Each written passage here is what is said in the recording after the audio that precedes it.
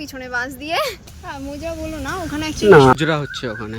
তো আগতম বন্ধুরা, আজকে চলে এসেছি আবারও একটা নতুন ভিডিও নিয়ে, কিন্তু এটার পার্ট আমরা আজকে শুট করব মানে ইকো পার্কের। হ্যাঁ, ইকো পার্কের এটা পার্ট 4 হবে আমাদের। ভাবা যায় ইকো পার্কটা এতটা ভালোবাসি, ইকো পার্কটাকে আমরা, মানুষও ভালোবাসছে, দেখতে চাই। অবশ্য একদিনে দেখানো যায় পুরো এটা, তো হাতে সময় থাকে না পুরো কভার করতে, তাও যতটা পারি চেষ্টা করি। তো আজকে ফাইনাল পুরো ডিএন্ড করে দেবো, না যতটা পারবো দেখাবো। হ্যাঁ অবশ্যই তাই, আজকে পুরোপুরি কমপ্লিট করে দেবো, আর পার্টের বার করবো না, হলে তোমরা বোরিং ফিল করবে। তো চলো শুরু করা যাক ভিডিওতে। আর আজকে আমরা মেনলি শুরু করছি পিছনে বাস দিয়ে। মানে 30 টাকা টিকিট কেটে এখানে অ্যাভেলেবল বাস আছে। কেউ যদি তোমাদেরকে বাস দিয়ে থাকে তো তাদেরকে একটু হালকা করে দিয়ে দিতে পারো, কোনো চাপ নেই। ফির যদি এটা জোকসে পার্ট, কেউ মাইন্ড করো না। ওকে ভাই, চলো দেখা হচ্ছে, ভিডিও দেখতে থাকো। গাইজ তোমরা দেখতেই পাচ্ছ এই বাঁশঝাড়ের আড়াল দিয়ে উকিরা দেখা যাচ্ছে একটা দাদু আর একটা দিদা। না, যদি মাই মিস্টেক, এটা দাদু ছিল না, দূর থেকে মনে হচ্ছিল। এটা হচ্ছে রেন ফরেস্ট, ঠিক আছে, এটা হচ্ছে বাঁশঝাড়। তো যাই হোক, রেন ফরেস্ট কেন নাম দিয়েছে জানি না, তবে এখানে অনেক গাছপালা আছে। আর বৃষ্টির জন্য গাছপালা খুবই জরুরি আমাদের প্রকৃতির, মানে কি বলে, নেচারের জন্য অবশ্যই। এর যে একটা মানে বলে না ব্যালেন্স রক্ষার জন্য, সামঞ্জস্যটা মেনটেন করে, তো জন্য গাছপালা লাগাও। আর এখানে খুব সুন্দর হাওয়াও আছে, তো গরমকালে আসার এইটাই মেন মজা, যে এখানে গাছের নিচে বেশ সুন্দর হাওয়ার উপভোগ করা যায়। আর শান্তিপ্রিয় জায়গা, গাছ মানে শান্তিপ্রিয় জায়গা। আর পুরো এখানে একটা তোমরা এসে দেখতে পাবে মিনি আইল্যান্ডের মতো, মানে চারিদিকে জলাশয়, সামনে দেখতে পাচ্ছ। যদি এটা আইল্যান্ড নয়, এটা একটা ক্যান্টিন, তবে খাবার দাবার এখানে সব কিছু পাওয়া যায়। তবে এখন মনে হচ্ছে বন্ধ আছে। কেউ নিচের দিকে তাকাবেন না, জলে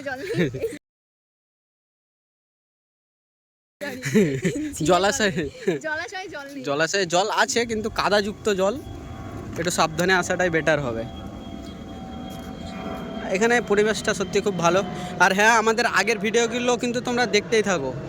ওই দেখো একটা প্লেন যাচ্ছে আকাশে, দেখতে পাচ্ছ তো, সব দেখিয়ে দিচ্ছে ইকো পার্ক।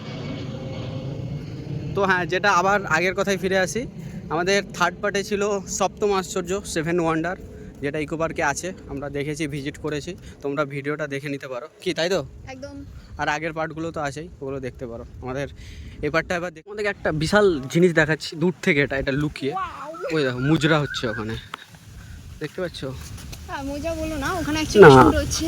ওটা খুব ভালোভাবে ওরা রিলস বানাচ্ছে, ওরা শ্যুট করছে ভিডিও। হ্যাঁ, যদিও তাদের প্রাইভেসিতে দখলআন্দাজ করা উচিত না। এটা জাস্ট এটা এন্টারটেনমেন্ট পারপাস নিতেই পারো। তো ভালো লাগছে। হ্যাঁ, এখানে এসে তোমরা প্রি ওয়েডিং শ্যুট করতে পারো। হ্যাঁ, প্রি ওয়েডিং শ্যুট, কিংবা অনেকে কাপল এরকম শ্যুট করে। হ্যাঁ, শর্ট ফিল্ম শ্যুট করে। তারপরে এখন তো ইনস্টা সোশ্যাল মিডিয়ার যুগ, মানে পোস্ট করার জন্যই সপ্তাহে একবার করে আসা যায়, শ্যুট করা যায়। যেমন তুমি করো, মানে নতুন নতুন ফটো ছাড়া স্ট্যাটাস দাও না। বাত তো সহি है। নতুন ফটো প্লাস নতুন ড্রেস। Wow women. এই যে ঝিলের ধারের যে মানে হাওয়াটা, তোমরা হাওয়ার নয়েজ পাচ্ছ এই ফোনে নিশ্চয়ই, হালকা পাতলা তো পাবেই পাবে। দেখো শুধু এটা হচ্ছে গুনগুন আওয়াজ। হ্যাঁ, ইকো পার্কের এটা অফিস। আর এটা হচ্ছে সেই প্রকৃতি তীর্থ, এখানে প্রকৃতির দেখা পাবে, কিছুটা হলে প্রকৃতির ছোঁয়া পাবে। আচ্ছা, ওটা হচ্ছে মিনি আইফেল টাওয়ার, ওই দূর থেকে দেখতেই পাচ্ছ। আর ওখানে ওটা হচ্ছে আইল্যান্ড, ওখানে রেস্টুরেন্ট আছে। মিনি আইফেল টাওয়ার দেখতে গেলে আমাদের পার্ট 1 আছে ভিডিও, সেখানে আমরা ভালোভাবে এটা দেখিয়েছি, তো ওটা চেক আউট করে নিন। ওটা 1 নম্বর গেট, মানে ওই সাইডটা দিয়ে 1 নম্বর, 2 নম্বর, 3 নম্বর, 4 নম্বরে গিয়ে শেষ হয়। জায়গাটা অনেকটাই বড়, আর এটা কত একর আছে, কতখানি, কতটা এরিয়া, সব ডিটেলস আছে, দেখতে পারো। কেমন লাগছে বলো? আমার তো খুবই ভালো লাগছে, তবু গরম ভাব কাটছে না, আমি জানি না কেন। বাবা, এত হাওয়া দিচ্ছে, এত সুন্দর ওয়েদার, তারপরে গরম ভাব কাটছে না। হ্যাঁ, হিউমিডিটি কম মনে হয়, বাতাসের কারণে বেশি। যাই হোক, তো চলো আমরা ঘুরি আর তোমাদেরকেও ঘোরাই সাথে। দেখতে পাচ্ছ, এবার আমরা প্রবেশ করব বাংলার গ্রাম, বেঙ্গল ভিলেজ। তো দেখা যাক, আমরা এখন বাইরে আছি, পাখাগুলো অনেক বড় বড়। বলতে বলতে আমরা বাংলা গ্রামের সামনে প্রবেশ করে ফেলেছি। তো এখান থেকে আমাদেরকে টিকিট কেটে ঢুকতে হবে। তো এখানকার টিকিট প্রাইস পার হেড 10 টাকা করে পড়েছে, মানে আমাদের দুজনের টোটাল 20 টাকা পড়েছে। তো ভেতরে গার্ড আছে, সেখানে আমাদের টিকিটটা দেখিয়ে আমাদেরকে ভেতরে প্রবেশ করতে হবে। তো চলো আমরা ভেতরে গিয়ে তোমাদের ভেতরকার পরিবেশটা দেখাচ্ছি আর আমাদের এক্সপিরিয়েন্স তোমাদের সাথে শেয়ার করছি। এটা হচ্ছে ভুট্টা গাছ, ঠিক আছে। এই ভুট্টা চাষ হয়, আমরা পপকর্ন খাই, কত কিছু খাই, সেটাই। আসল তোমাদেরকে দেখাই রথ। আজকে মানে যদিও বা আমি গ্রামের ছেলে, জানি না সব কিছু নলেজ আছে কিনা, তবে কিছুটা চেষ্টা করবো। তো গাইস, সামনেই তোমরা দেখতেই পাচ্ছ এটি একটি রথতলা, অর্থাৎ যেখানে এই রথকে রাখা হয়। রথ হলো ভগবান জগন্নাথের বাহন, যিনি ভগবান বিষ্ণুর একটি রূপ। রথযাত্রা বা রথ উৎসব হলো এই দেবতার একটি উদযাপন, যা জগন্নাথ দেবকে এই রথের মাধ্যমে এক জায়গা থেকে আরেক জায়গা নিয়ে যায়। এটা হচ্ছে ধান ক্ষেত, ঠিক আছে। এখানে ধান চাষ করা হয়েছে। এগুলো হচ্ছে খড়ের ছাউনি। এগুলো এক ধরনের শাক, দাঁড়ি, যেমন লাল দাঁড়ির শাক হয়। এটা হচ্ছে জবা, লাল জবা নাকি না, রক্ত জবা, এটাই, তাই তো। আর এগুলো হচ্ছে সেই খড়ের কুটির, এক কথায়। ছবিগুলো দেখে অনেক কিছু স্মৃতি মনে পড়ে যায়। ছোটবেলায় এইভাবেই পড়তাম, তাই না। অ আ ক খ। হ্যাঁ, মাটির বাড়িতে থেকে। তবে মাটির বাড়িতে একটা কথা কি, যে ওখানে এসি ফ্যান ছাড়াই থাকা যায়, মানে ঠান্ডাটা ভালো। এটা হচ্ছে, দেখে তো মনে হচ্ছে মিনিকেট। হ্যাঁ, মিনিকেটই লাগছে। যাই হোক, ওই তো বসে আছে দুজন, মানে গ্রামের একটা সৌন্দর্য তুলে ধরেছে পুরো গ্রাম বাংলা। এগুলো হচ্ছে আমাদের সবুজ সাথী সাইকেল, তাই তো। যদিও ব্র্যান্ডটা এখানে প্রমোট করেনি, তবে সেই আমাদের নীল সাইকেল এবং এই যে নীল পাড় সাদা শাড়ি, আমাদের স্কুলের ড্রেস, তাই তো। যাই হোক, আমাদের হোয়াইট শার্ট ছিল। হুম। আর যারা মানে বড়, মানে 11-12 তাদের জন্য এই শাড়ি। যদিও আমি কোনোদিন শাড়ি পরিনি। এখানে কি সুন্দর একটা মাছ হচ্ছে। হ্যাঁ, পুরো মেটাল দিয়ে তৈরি করেছে মাছটা, তোমাদেরকে দেখায়। হ্যাঁ, মাটির, তবে পুরো টিনের ছাউনি। এগুলো হচ্ছে সব দেখে নাও খড়ের ছাউনি।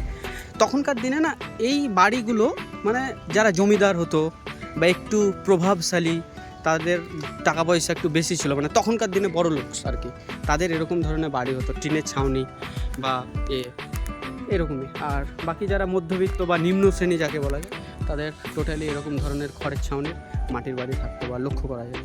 আর এখন বেশিরভাগ গ্রামে গেলে মানে পাকা বা টিনের ছাউনি এরকম লক্ষ্য করাই যায়। এই দেখে নাও, এখানে হচ্ছে সেই দোকান, মুদিখানা যাকে বলা হয়।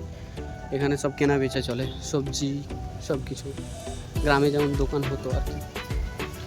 ভেতরে একটা পুকুর, পুকুরে অনেক শ্যাওলা জমে, পরিত্যক্ত যাকে বলা যায়। একটু যত্ন নিলে হয়তো আরও ভালো হতো।